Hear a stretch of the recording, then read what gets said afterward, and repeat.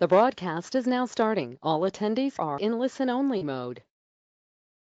Good afternoon to everybody here on the East Coast, and good morning to everyone else out there in the country. Thanks for joining us once again for our spring webinar series here with us, Rainbow Tree Care Scientific Advancements.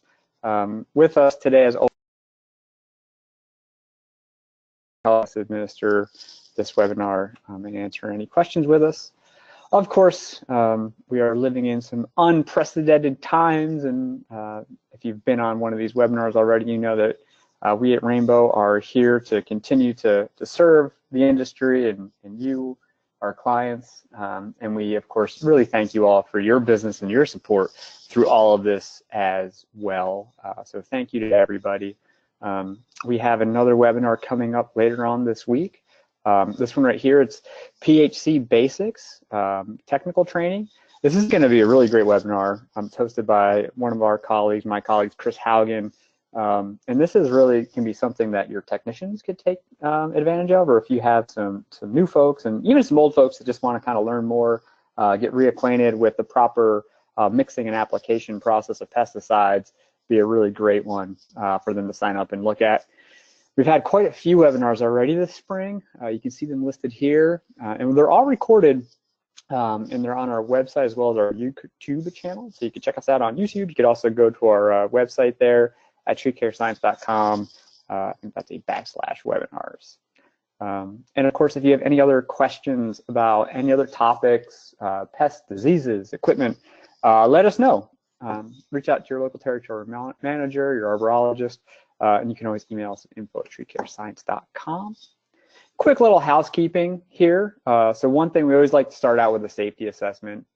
Again, many of us are probably working from home nowadays, or maybe parts of the office that we're not used to. So take a look around, make sure you don't have any cords or anything around. If you are driving, hopefully you're pulled over in a safe spot. Throughout this webinar, we'll be answering questions towards the end of the presentation.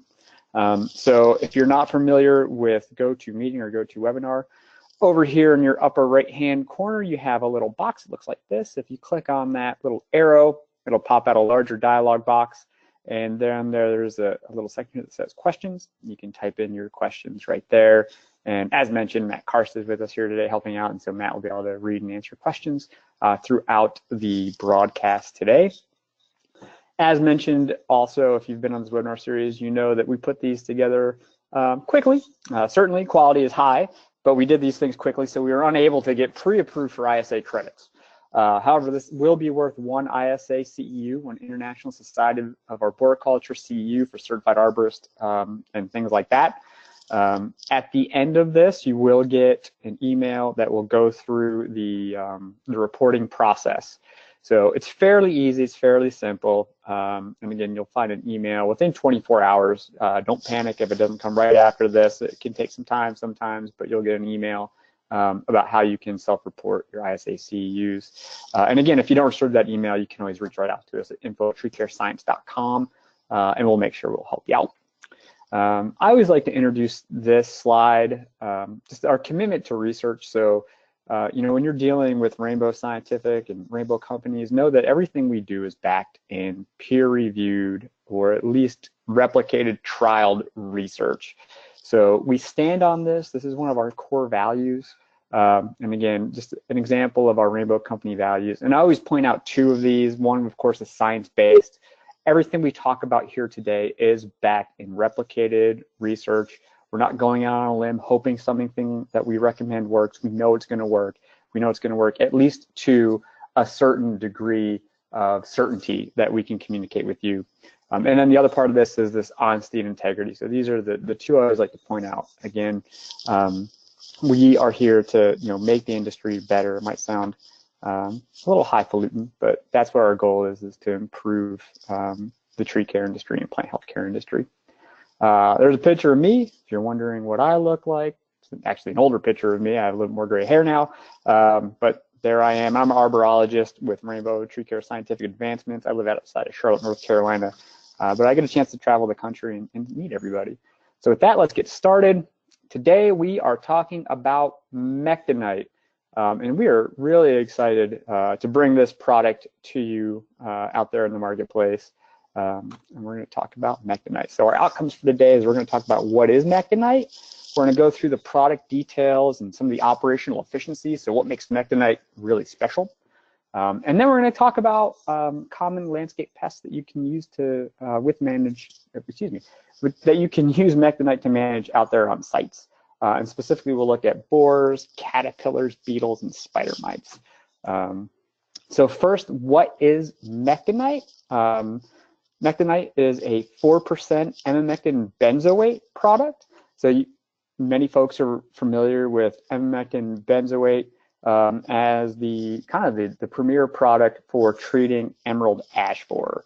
And so Mectinite is going to be our premier product for treating emerald ash borer, but there's a little bit more to it. One thing that we heard talking to our clients out there in the field was the need for an improved dosing chambers. So some of the earlier emamectin benzoate products came with a smaller dosing chamber. So here we have a dosing chamber that is 4 ounces or 120 milliliters. And these are demarcated every half an ounce to 10 milliliters. So this allows you to, if you don't want to use a graduated cylinder, this allows more volume in this dosing chamber to reduce the amount of exposure you have when mixing this product into a harness-based system like a Q-Connect. So that's one of the things that we heard from the industry, and so we were able to make that improvement with this bottle here. The other thing about Mectinite is that it is a caution signal word. So again, there are a few other emamectin benzoate products out there on the market that have a higher signal word, a warning signal word. And so, of course, this caution signal word dictates the type of PP we need to use. And of course, there are some sites and some clients of yours that they would reject a higher signal word out there on their sites. So again, we're able to get a caution signal word on this, which is competitive advantage for Mectinite. Now, if we look at Mectinite, if we look at comparing it to some of the other emamectin benzoates out there on the market, one is we find that our efficacy data demonstrates equivalency to the original triage. And of course, that original triage formulation stood so long as the best way to manage emerald ash borer and still effective in emerald ash borer. But we'll talk about why emamectin benzoate may be a better choice for you in your emerald ash borer control. One of our biggest competitive advantages here with Mectinite versus other emamectin benzoate products is its uptake time. So, and we'll look at a slide here. This Mectinite formulation is less viscous than many of the other emamectin benzoates out there on the market. So again, we see uptake is equal to or faster to some of these other products out there. Mectinite is also compatible with a variety of trunk injection equipment. So whether it's the older systems that utilize plugs to put in the tree, or our newer systems like our IQ suite where we're not utilizing plugs, there's no need to utilize plugs. Mectinite works in both of those systems. And again, the big advantage here is because it's less viscous, there's no need to use a plug. So with some of these more viscous materials, people would use a plug just for sake of time. So with the plug system, you drill into the tree. In a sense, you're creating kind of a receptacle for the product. So you drill into the tree, you cap it off with the plug, and then you inject your product. And again, you're kind of creating like a little receptacle for that product to sit in while the plant takes it up. Because of this less viscous nature of Mectinite, there's no need for that plug. So when we inject Mectinite into the tree, we're injecting it directly into the vascular system. It goes up very quickly. And again, is a key distinction with Mectinite because we just don't need to use plugs, which is great for the tree, and it's great for, of course, our applicators. If we look at an example of trunk injection speed, so if we're comparing Mectinite to the older triage formulation, you can see here that our average uptake time for Mectinite, this is in ash trees, and you can see a little bit different in the triage formulation. The average DBH was a little bit larger, so let's acknowledge that. But regardless, we're looking at an average diameter of 11 3/4 inches, and our average uptake time with Mectinite is just under 7 minutes, just over 6 minutes. Whereas with the original formulation of triage, again, a little bit average, DBH a little bit bigger, still we're looking at a little over 30 minutes. So big competitive advantage here, and this is what we're talking about. Like, one of the reasons why we'd want to use Mectinite is the fact that it just goes into the plant so much faster. So from an operational efficiency standpoint, you're just better served by using Mectinite. Goes into the plant faster, no need for plugs. That's our keys here. And this is just some examples too for comparing setup time and injection time of different formulations. So again, if you're looking at Mectinite using our IQ tree infuser, we have a very short setup time and an injection time of 5 minutes and 32 seconds. Using the IQ infuser, again, we're looking at average setup time of less than 5 minutes, average injection time of less than 3 minutes, and average total time at the tree, again, just over 7 minutes. Versus if you look at the triage formulations, older triage formulations, and different setups. So again, you can see with Mectinite, no matter what system you're using, you're just at the plant for less time, which again means greater operational efficiency. And if we look at a case study here using the Mectinite formulation, so as many of you know, Rainbow Tree Care Scientific Advancements, we are part of a greater Rainbow companies, and one of our companies is Rainbow Tree Care, which is a full-service tree care company based out of the Minneapolis, Minnesota area. And so just to look at this graph, our service side of the company used Triage G4, which is a less viscous formulation, still more viscous than the Mectinite formulation. But you can see the difference in the total amount of trees treated per season versus the formulation. So the Triage G4 formulation versus the Mectinite formulation. And then we look at our on-site labor hours. So with the Mectinite formulation, more trees were treated, but we're only looking at a difference of about 600 hours. So not quite double the amount of trees, but just a difference of 600 hours. And then if you look at the average trees treated on-site per labor hour, with the G4, just over 55 inches, with Mectinite, just over 80 inches. So we're able to treat significantly more trees with the Mectinite formulation versus G4. And again, we were able to take away that factor of the plugs. And so the plugs are an additional cost, and they also add another factor in your injection process. And this is what, unfortunately, many municipalities are finding throughout the country, and even private owners, is that when those plugs are not set correctly, you can have a lot of adverse damage to the tree. And this was in the news about this time last year. This year is in Quincy, and where they went back to audit their trees, and they found a lot of unintended damage with that plug system because they weren't set correctly. And so again, using our Q suite with no need for the plugs, we don't see this damage. So another advantage of why you'd want to use Mectinite over some of these Mectinite in the Q system versus older formulations of our emectin benzoates.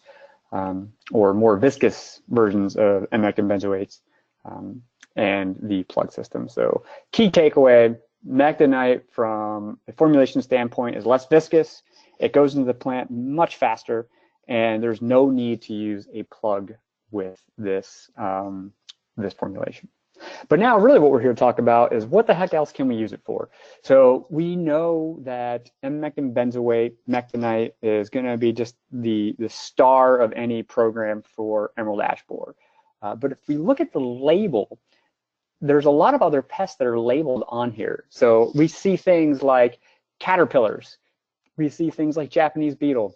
We see other boring insects. So there are other opportunities to use Mectinite, not just for emerald ash borer.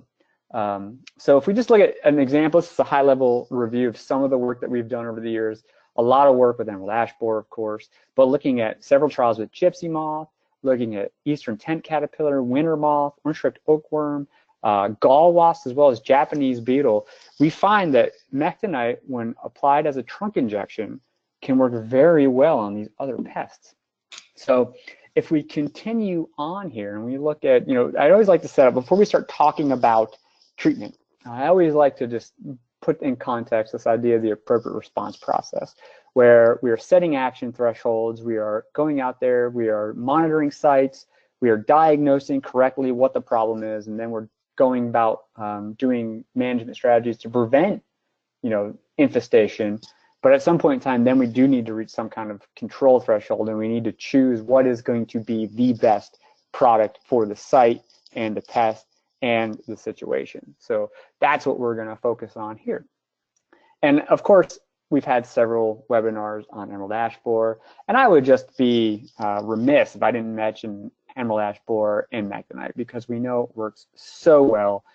We don't need to kind of go through the whole life cycle here, but again, we emerge as adults around 400 to 500 growing degree days, peaking at about 1,000 growing degree days. They mate, lay eggs. The larvae develop over a 1 to 2 year period. The feeding, of course, damages the vascular system, and then the whole process starts again. Now, the nice thing with Mectinite is, again, because it is less viscous, we can inject in some of the warmer times of the year. So times where in the past we would think that we would have to stop application, we can use Mectinite from any time that we have about 3/4 of leaf development on through fall color and leaf drop.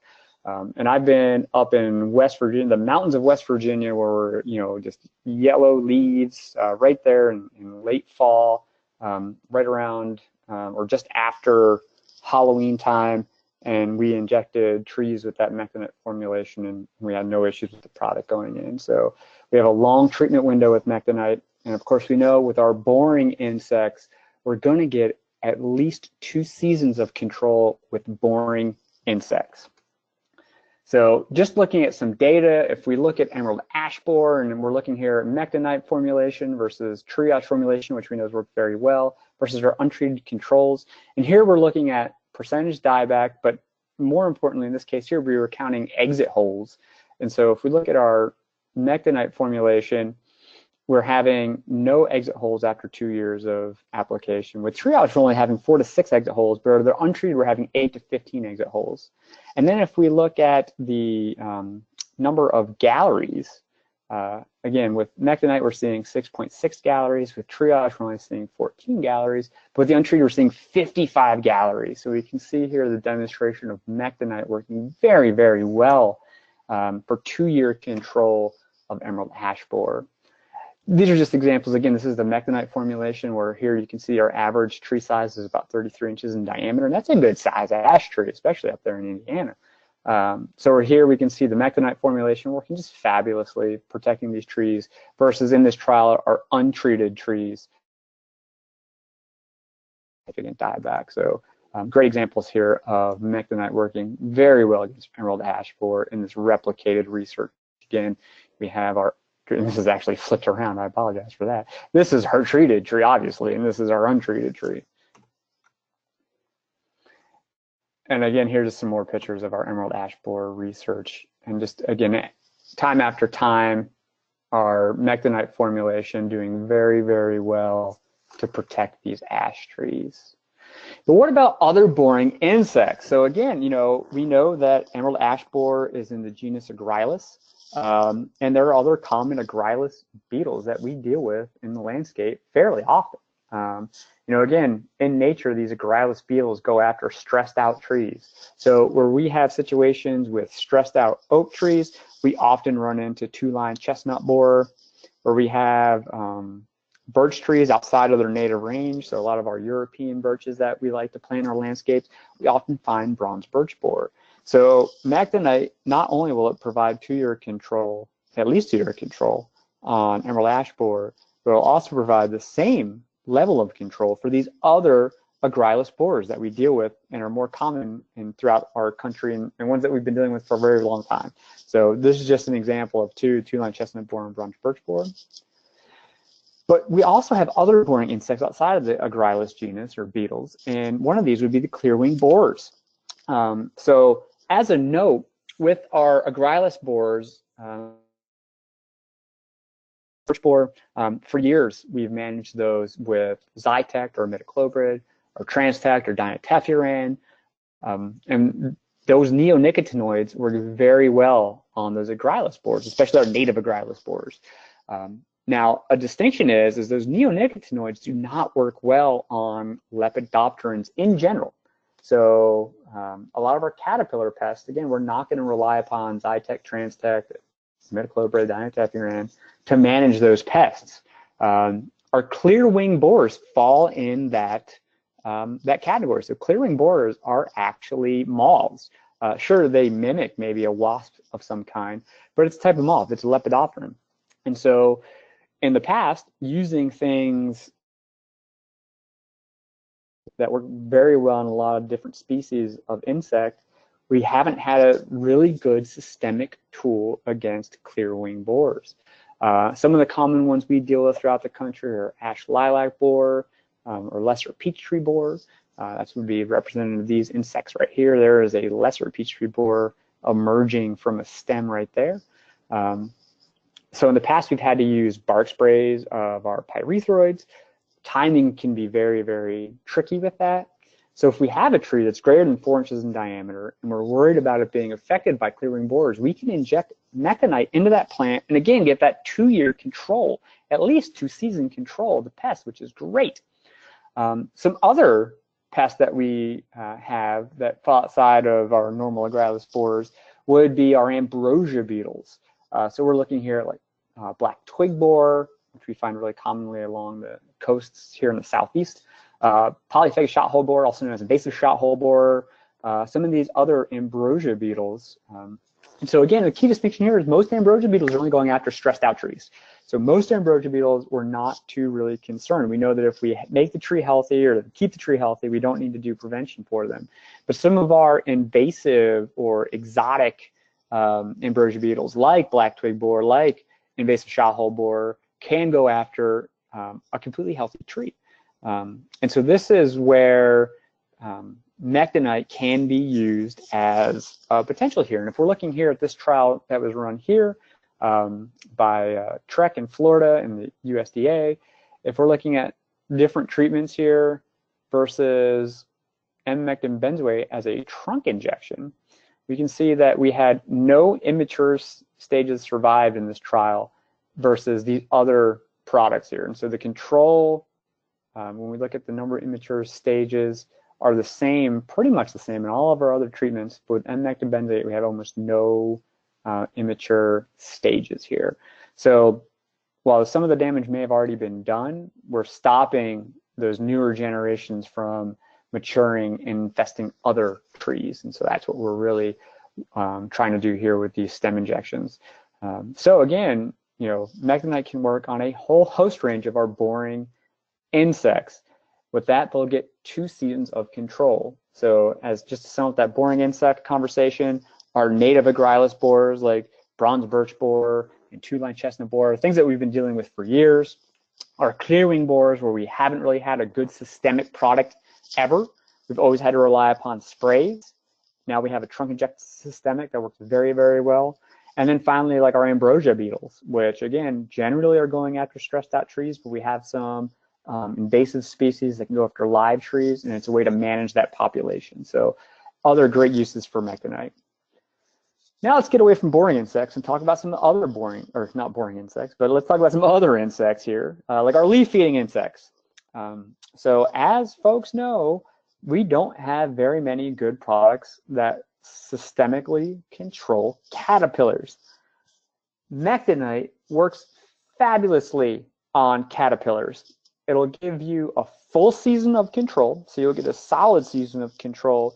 We get suppression into the next season, maybe not as good control, but a solid 1 season control of caterpillars.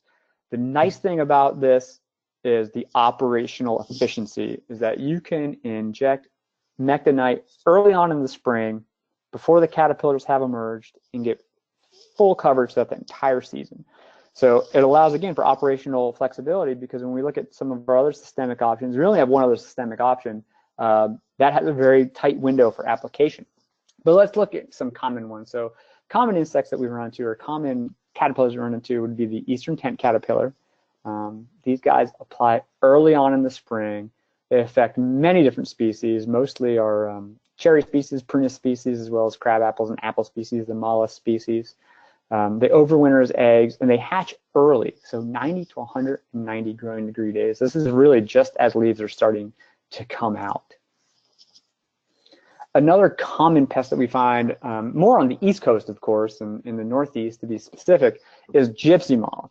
And we know that we get these cycles of gypsy moth where, you know, right now we're kind of in a lull of gypsy moth infestation, but we have a history of that population exploding, especially when the weather conditions are not conducive to the native kind of pathogens that control the insect.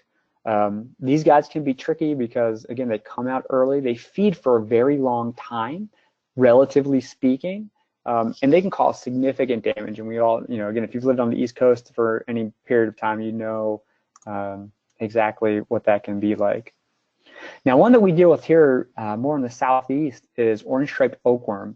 Now, when we talk about operational efficiencies, this is one where I think of as a great opportunity for Mectinite, because with orange-striped oakworm, they come out later on in the season. You see they start to emerge in mid to late summer, about 1900 growing degree days. But they emerge over a very long period of time. So you might have one tree that has orange-striped oakworm on it and it emerges, and then the tree right next door doesn't, those ones don't hatch for another few weeks. So operationally, efficiency-wise, this is a really tough one to control because it's hard to time it. With our other two caterpillars that we had just discussed, the eastern tent caterpillar and gypsy moth, they're pretty much, they come out in the spring, they coincide with leaf development, so they're much easier to time your applications for than orange-striped oakworm, which comes out later on in the summer and can emerge over a very long period of time. So having something that you can apply to later on in the year, or excuse me, earlier on in the year, is greatly efficacious. So we have here, these would be our systemic options for caterpillars. So if you're familiar with our product Lepitect, Lepitect comes in two formulations, the soil injection and the root flare injection. The nice thing about Lepitect is it works very well, of course. The downside of Lepitect is that you have a very narrow treatment window. So you only get efficacy of Lepitect in the plant for about a 30 to 45 day window. So with that being said, if you're too early, you might run out of concentration in the plant before that pest starts to feed. If you treat too late, again, you might have just some feeding damage that's already been done before you have an opportunity to get there. So while Lepitect works very well on caterpillars, extremely well on caterpillars, you have to be narrowed in on your timing.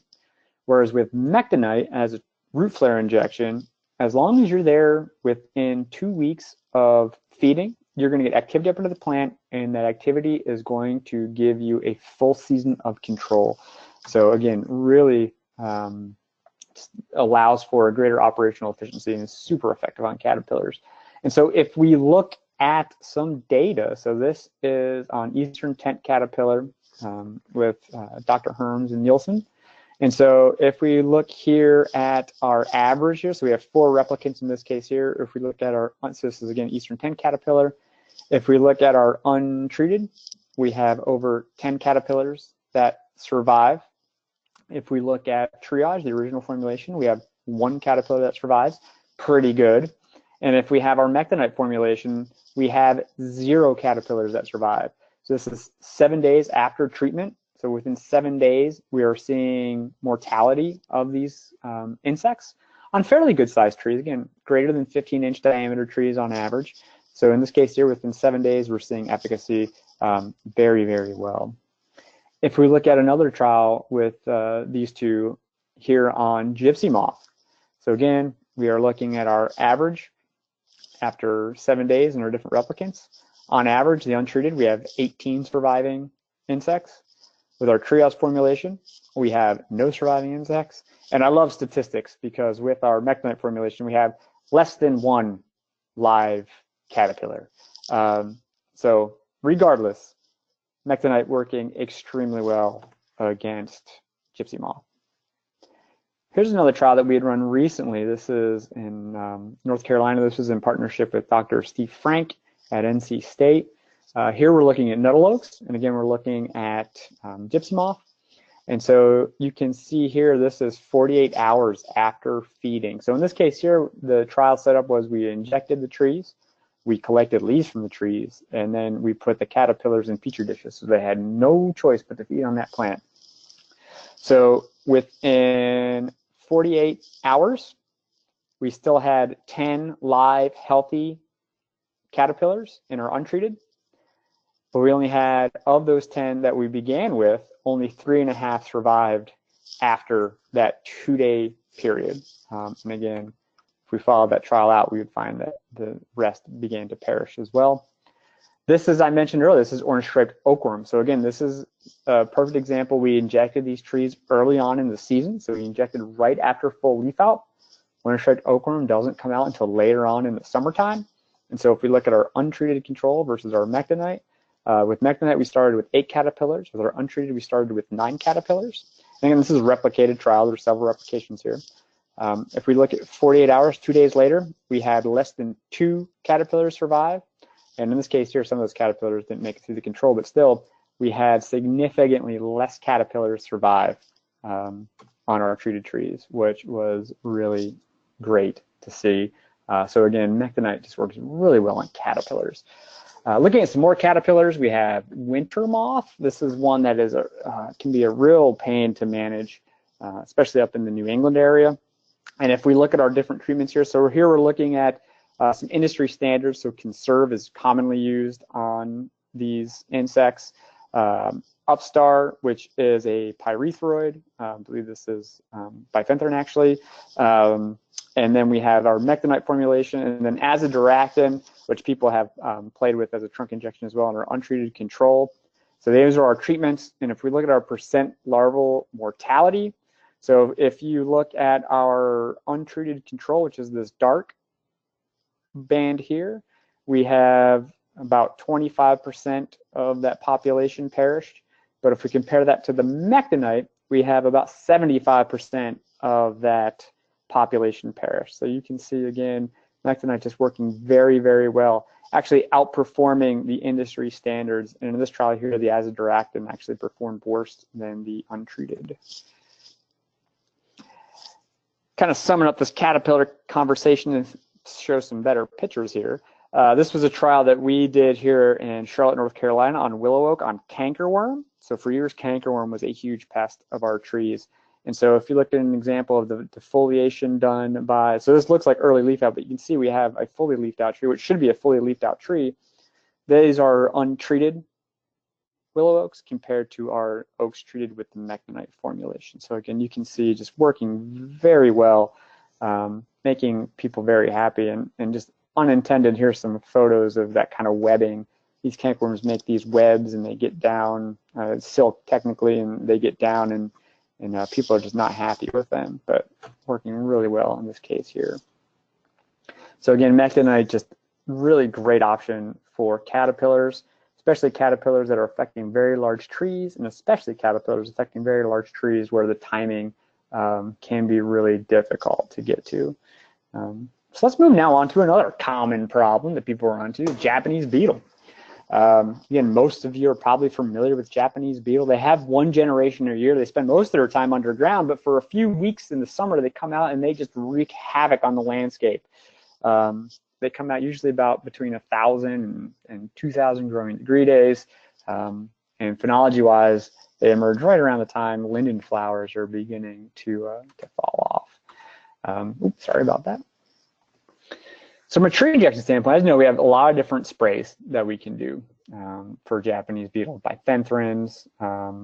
When we look at linden trees, though, we know that we have a lot of restrictions around our neonicotinoids and linden trees. So a lot of folks like to go with this tree injection route. Now, Zytect infusible can be used in many states, even on linden trees, but there are some states that have more regulations on Zytect infusible. So it's something to, or excuse me, Zytect 10%. So it's something that you want to double check on depending upon where you are in the country. Lepitect is a great product against Japanese beetles. But again, the downside with Lepitect is we're only going to get about 30 to 45 days of residual. So we might have to come back and retreat. And then again, we need to make sure our timing is dead on to affect the pest. Whereas with Mectinite, we can inject after flowering and get full coverage on that plant throughout the entire season and throughout the entire Japanese beetle outbreak. So Mectinite is a great opportunity for Japanese beetles as well. And of course, we've done one trial looking at this, and if you compare the percent defoliation of our untreated compared to the percent defoliation on our Mectinite formulation, again, you can see significant differences. 70% defoliation on our untreated versus about 10% defoliation on our treated. Now, one thing I always like to remind people when it comes to leaf feeding insects and systemics is, of course, the pest needs to feed on the leaf for it to die. So you will expect to see some holes in your leaves, of course, when you're using a systemic versus a contact. But of course, again, just the difference between our defoliation here is pretty astounding. So again, another great option for use of Mectinite, widening out what it can be done. Another thing that people don't realize that you can use this for is spider mites and area 5 mites. So Mectinite, amectin benzoate, is in the same chemical family as abamectin or racemate. And a lot of people are familiar with abamectin as a miticide, both for spider mites and for area 5 mites or rust mites. So again, anywhere that you would be using abamectin as a trunk injection, you could use Mectinite. And so the nice thing here, of course, is if you're already in treatments using Mectinite, so if you're already doing emerald ash borer treatments or some of these other stem injected treatments for like caterpillars, and you run into a tree that is large enough to do a trunk injection for spider mites, you don't have to purchase another product. You can use the same product, and it's very effective and known to be very effective on these things like spider mites. And again, we get full season of control. So we can inject early on before that mite population is there, inject, prevent that mite population from expanding. And you can see here as an example, if you're in a part of the country that's very, very warm, 90 days, these spider mites, these warm season spider mites, like two-spotted mite or European mite, they can have a life cycle that only takes 7.5 days. So if you're reaching temperatures of 90 degrees, you can have a new set of mites every 7 days. Even at 60 degrees, which is pretty cool, you can have a new set of mites every month. So you can see the advantage of injecting early if you have consummate mite products and getting control for a full season. Now, the other nice thing about here too, I realize this is pretty busy, but again, we have a lot of good foliar applications that we can use for mites. And we have Lepitect, which is the only product that's currently available in the landscape that you can apply as a soil application to treat for mites as well. But there's some little notes here, and the one thing I want you to notice here is rust mites 2, where it says rust mites 2. So spider mites and rust mites, while they're both called mites, they're morphologically and physiologically a little bit different. And so just because you have a product that works well on spider mites doesn't mean it's going to work well on rust mites. And so an example here is Lepitect. Lepitect just works exceptionally well on spider mites, but we don't have data to support it works well on rust mites. So if you're dealing with a pest and you're not sure if it's a spider mite or a rust mite, or in some species like hemlock, you could have both. Mectinite would not only take care of your spider mites, but also take care of your rust mites. And as I don't want to say an upsell, but in the case of something like an oak tree, so if you have an oak tree and you're managing 2-line chestnut borer using Mectinite, you can also let your client know that you'd also be taking care of oak spider mite as well as some of these other caterpillar pests that can affect the oak trees. So it's a good product for that as well. And again, operationally efficiency-wise, you can treat early on and get full season control. Now, the last pest we're going to cover off on here that you could use Mectinite for would be pine wilt disease. So pine wilt disease, of course, is caused by a nematode, and these nematodes are native. Again, they'll affect stressed out pines. But where we see issues with pine wilt disease is in areas of the country where there are heavy plantings of non-native pines, a lot of our Asian pines that we see planted in landscapes. This is where we can see huge issues with pine wilt nematode, pine wilt disease. And so this nematode multiplies inside the resin canals, inside the wood, and blocks off those tracheids. And the trees usually die mid to late summer once they've been attacked. So they can die pretty quickly. And in some species too, the wood can become very dry and brittle, so the tree starts falling apart relatively soon after death. And so, pine wilt disease, if you're in an area where you have pine wilt disease, it can be a significant issue. Now, for years, we've had a product called aracinate. And so there's been a lot of work done with aracinate. And aracinate really has been the premier product for pine wilt disease for years as a trunk injection. It works as a preventative and will give you 2 years of prevention against asymptomatic pines. However, Mectinite, again, as mentioned earlier, so the active ingredient in aracinate is abamectin. It's in the same chemical family as amectin benzoate. So amectin benzoate actually also works very, very well on pine wilt nematode. So I just captured, here are some journal articles that I cited from, and I just grabbed just some quick quotes from those papers. You can see the citations there if you want to follow up on these. But in our first one, it says, water-soluble preparation of amectin benzoate, so basically a trunk-injected formulation of amectin benzoate, prevented the wilting of pot-grown 4-year-old trees of Japanese black pine, which again, Japanese black pine are really susceptible to pine wilt nematodes, and artificially inoculated trees with pine wilt nematodes. So in this case here, this first excerpt, we're looking at trees trunk injected with amectin benzoate, albeit small trees, amectin benzoate, but this was a challenge trial. So they actually injected the plant and then they put the nematode in the plant and those nematodes perished. However, in another one here, so this was back in 2000. Here in 2013, we see that EB, amectin benzoate, was efficient in preventing wilt disease, so pine wilt disease and bark beetle attacks. So part of that life cycle of pine wilt nematode is they're vectored by feeding of a longhorn beetle. Longhorn beetle doesn't do too much damage to the actual tree, but in its feeding, it introduces that nematode to new plants. So that's a crucial part of that nematode's life cycle, is that bark beetle feeding. So going back to the excerpt here, EB, again, amectin benzoate, was efficient in preventing wilt disease, so pine wilt nematode, and bark beetle attacks. So again, that bark beetle, part of that life cycle of that nematode of getting into the tree, we're controlling that bark beetle as well in the terrain, and its application by trunk injection is a new option for wilt disease management, again, pine wilt disease management programs. So again, data supporting that amectin benzoate Mectinite can be very effective on pine wilt nematode as well. Now, again, Mectinite, and we're not going to get into the nuts and bolts here of trunk injection, but Mectinite, of course, is applied via trunk injection. The International Society of Arboriculture, of course, has their series of best management practices. And in 2016, about 4 years ago now, ISA published their best management practice for tree injection.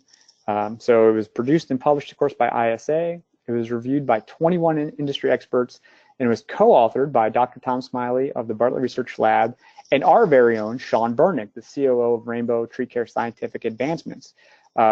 So again, this is a great publication.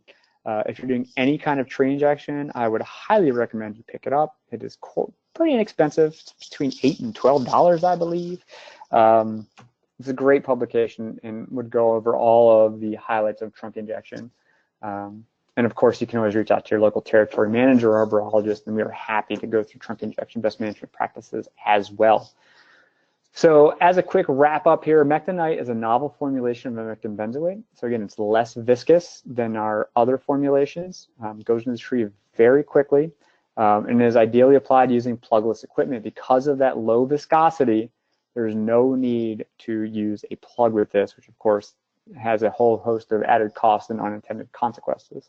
It also has our dosing bottle with the larger dosing chamber to reduce the pesticide exposure. And of course, the highlight of this presentation is Mec-Knight is effective on a broad range of common landscape pests. So it's not just for EAB, you can use it on a host range of chewing pests, caterpillars, beetles, and then piercing and sucking insects, or excuse me, not insects, but piercing and sucking arthropods like our eriophyte mites and spider mites, as well as pine wilt nematode. Just to let you guys know, of course, we carry a lot more than just Mectinite. We have a whole host of products, including plant growth regulators, insecticides, fungicides, nutrients, as well as other products that we distribute so that you can have a full plant healthcare toolbox. You can download our nice catalog via our website. And we provide a lot more information as well, from diagnostic guides to help diagnose and manage pests, to opportunity guides to help find ways of applying and using these products in landscapes effectively, application guides, opportunity guides, and then our management guides, like our spotted landify management guide, and then our homeowner sell sheets where we can put your name on the piece of media, and you can turn it over to your client like it's yours. And of course, we provide a whole host range of training. So ride-along support, of course, not at the moment, but we are going to a digital platform. So we're able to provide video training to you. And of course, once we are getting back to a normal society, we'll be right back out there in the field to train you, your technicians, sales folks, account managers, things like that. And then, of course, from a tech support standpoint, we have live tech support. You can find our team of qualified professionals on the phone 5 days a week during normal business hours. And again, we're here to help anything we can for you guys. So whether it be product support, rates, diagnosis, things like that, we're here for your help. That is our technical support line number right there, and our email. And Matt, let's if we got any questions, I'd be happy to try to answer those now. Yeah, thanks, Patrick. So we got one question that comes in. We'll give it a little time for some more to come in, but in the meantime, the first question is, what is the shelf life of Mectinite? It's a great question. So the shelf life of Mectinite, I would have to get back to you on specifics, but we have to do a 3-year test on most products. So certainly sealed up on the shelf, at the very least 3 years. If you have a bottle that's been sitting around for more than that, if you look at it and there's been no precipitant, it doesn't look like anything is separated, it'd probably still be good. But what I can do for you, Matt, is always, if you'd like to collect that person's email address, then we could check with our regulatory folks and EPA folks and make sure that that answer was communicated correctly.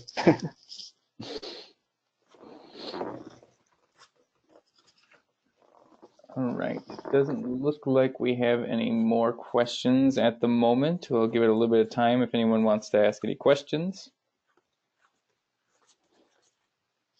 No problem. And if there's still some folks there on the line, while we're waiting for any of the questions, again, I would like to thank everybody again for spending time with us today, taking time out of your schedule to learn about this product and some of its uses. And again, a huge thank you to everyone's support out there. Again, if it wasn't for you working with us and supporting us, we wouldn't be able to do what we do. And so again, a huge acknowledgement and thanks to everyone out there today as well. So we did get one more question. It says this may have been covered already, but can Mectinite be used for elm leaf beetle? That's a great question. So we don't have any data on that, of course, but I would make the assumption that it would work very well against elm leaf beetle based upon our data on Japanese beetle. Again, kind of in the same family, feeding habits are the same. I would be comfortable in recommending that for elm leaf beetle for sure. All right, and that looks like that is about it for questions. So I guess if nobody opposes, we can get you out of here a couple minutes early. Well, that would be fine with me. Again, everybody, before we conclude, thank you as always. Just to repeat myself, we couldn't, Rainbow Scientific, we couldn't do what we do without everyone's support out there. So thank you for that. Stay healthy, stay safe out there, and look forward to seeing you here all in the future. Hey, Patrick, we did get a couple more that fell in. If yeah. field those. So one on how to get CEUs. Okay, great question, right? Yep. So at the conclusion of this presentation, you will get an email and it will have a certificate of attendance. And then there will be instructions on where to go on the ISA website to fill out that post, the post credit form. So you'll get your certificate of attendance. You're going to want to download that to your computer. And then again, you'll be prompted, going through the process on the ISA website, you'll be prompted to upload that piece of correspondence there. Like I said, it might take a little bit of time to get that initial email, so don't panic if it doesn't come right after this presentation. If you don't get it within 48 hours, reach back out to us. We'll make sure you do get it. And then as far as the post-approval time from ISA, I am in the same boat as everybody else here. Again, I have to maintain my credits, and we're in a time where at this point I would have been at several conferences and have gotten many credits and haven't done that. So I too am eager to get these credits. And so for the ones that we've done so far, ISA has still not, they all say pending. So again, ISA, there's going to be some lag time on ISA's point to actually award those to you. So those expectations should be like that as well. All right, and then we get a couple more that came in.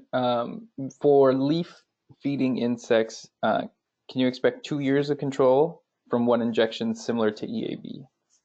Great question. So we just don't see 2 years, 2 seasons of control with those leaf feeding insects. We say you will see some reduction in year 2, but it's kind of, it depends upon what your client's level of threshold is for damage. So definitely you'll see a full season of control and it will work very well. That second season, you just don't see that good a control in that second season. So, it's something to keep in mind. Again, caveat there is with those leaf feeding insects. So again, caterpillars, all the things we discussed today, caterpillars, beetles, feeding on the leaf, you'll see a solid 1 season control, suppression of that second season. Your boring insects, though, again, like your emerald ash borer, obviously, two-line chestnut borer, bronze birch borer, your clearwing borers, ambrosia beetles, you'll see, depending upon where you are in the country, of course, caveat to that, you'll see 2 seasons of control.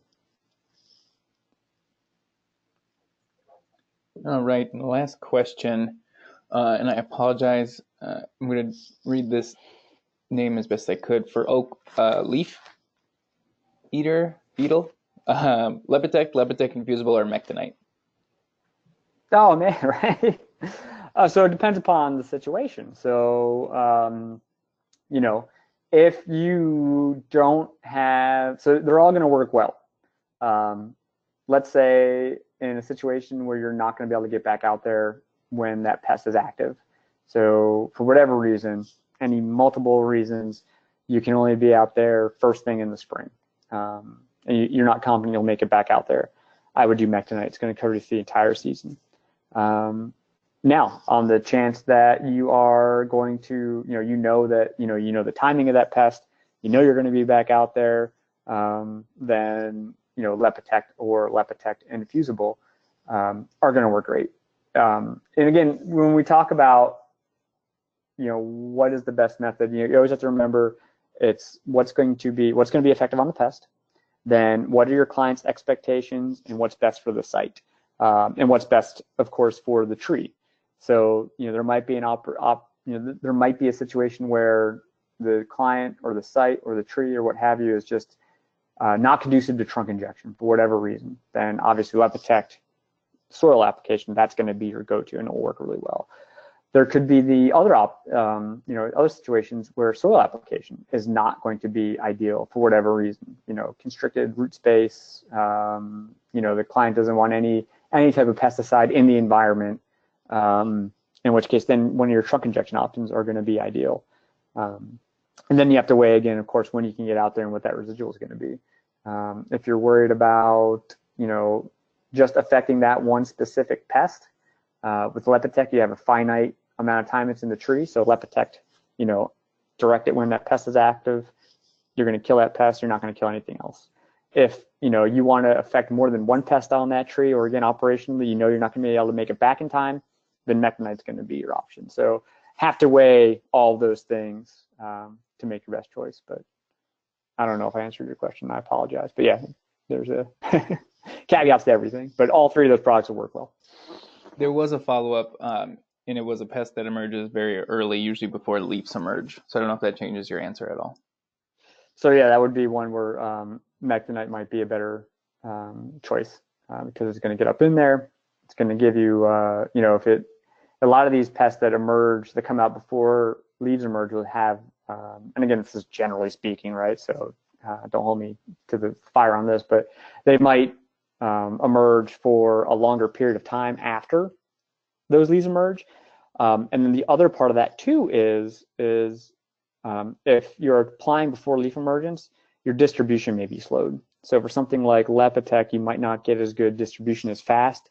And so it might, in a sense, appear to have worn out faster because it spent more time trying to get up into the leaves. Whereas with Mectinite, because it has that longer residual, it's going to continue to kind of move into those leaves and not kind of dissipate over time. So that might be a better option in that case there. So then there is one more follow-up scenario. Would you recommend late in the year before, so there are leaves on the tree? So that's a great question. So we did one trial, and it was replicated. It was a replicated trial. We haven't replicated that replicated trial, but we did the Mec-Knight formulation in the fall. It was September timeframe, and we saw comparable control to a spring application. So again, this is one trial that unfortunately we haven't replicated due to pest pressure went away on us. But we did a fall injection of Mectinite formulation, compared that to several other treatments. One of those treatments was a spring application of Mectinite formulation, and we saw similar control. So again, less than 10% defoliation versus, with our treated, we had like 70% defoliation. So that is definitely a possibility. But again, throwing it out there, that was only with one trial that we saw that. All right, next question. If you inject for bark beetles and coniferous trees, how many seasons of control can you expect, and what do you need to know about injecting in an evergreen versus deciduous? Great question. So we would still say that we're expecting 2 seasons of control on those coniferous trees. I know there's some thoughts that you might get more, and you might get more, but we don't know. Certainly 2. So when you're injecting those coniferous trees, I'll tell you right now, it is a bear. So this would be, again, pine trees, spruces, firs, things that produce it's really like resinous plants. It can be a bear. And there's 2 reasons. One is just as we mentioned, resin. So that plant's going to respond by pumping resin into those wounds. Pardon me. And that resin is going to fight against your pressure of putting product into the plant. So that's going to slow down your uptake time. The other part is like morphologically speaking. So resinous trees, most of our resinous trees, I'm talking about pine trees, things like that. They don't have any vessels. They have tracheids. And so tracheids, while a vessel is kind of like, in a sense, think of it as like just a big, long, continuous straw. Not exactly correct, but for visualization standpoint, think of a vessel as a big, long straw. And so hardwoods like oaks and ash trees, they have these vessel elements. So big, long straws that you can inject into, versus a pine tree that has these tracheids. These tracheids are smaller. They're kind of disjointed, so they connect obviously, but they're not like one long continuous straw. So it's like kind of a bunch of little containers. So when you inject into a pine tree, you have to kind of like, you inject into a tracheid and then it kind of moves out and injects into another tracheid, so that kind of slows it down. So between the plant fighting you with resin and the morphology of the vascular system, pines are just a bear to inject. So we were looking at those time slides. We were looking at ash trees, and we saw that in some cases we were getting done in just over 5 minutes. that would not be, I would expect at least 20 minutes to half an hour with your average pine tree as a generality. All right. And last question, has there been any studies on any piercing sucking insects like scales? Great question. And I meant to bring that up. So we don't see great success on piercing and sucking insects like scales. So, again, interesting enough, works really well on spider mites, but we just don't see scales, aphids, plant bugs. These are not things that I would expect to see good control with using Mectinite. So for my scale issues, my piercing and sucking insect issues, I'd still be looking at, our neonicotinoids. So like our Trans-Tex would still be my number one go-to for those types of insects. Good question. Thanks for bringing that up. All right, perfect. Well, that is all the questions that we have. Thanks everyone for sticking around and tuning in today. Thanks, Patrick. Awesome. Thanks everybody. Have a great day.